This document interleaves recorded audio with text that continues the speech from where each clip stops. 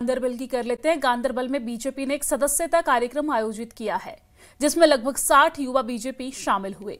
कार्यक्रम की अध्यक्षता बीजेपी जिला अध्यक्ष गुलाम हसन राठेर ने की है और राठेर ने नए सदस्यों का स्वागत करते हुए कहा है कि बीजेपी देश की सबसे प्रमुख राजनीतिक मंच है, जो लोगों के कल्याण और सशक्तिकरण के लिए काम कर रही है। साथ ही उन्होंने नए सदस्यों से पार्टी की पहुंच को बढ़ाने के लिए ईमानदारी से काम करने की अपील की।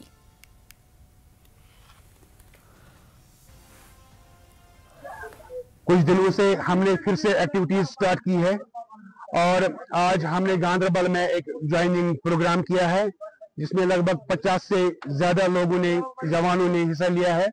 और इसी तरह हम इंशाल्लाह रहमान कोशिश कर रहे हैं, हम बाकी इलाकों में जाके हम इंशाल्लाह ये ऐसे प्रोग्राम्स करेंगे, क्योंकि लोगों का जो रुझान है भारतीय जनता पार्टी की तरफ है।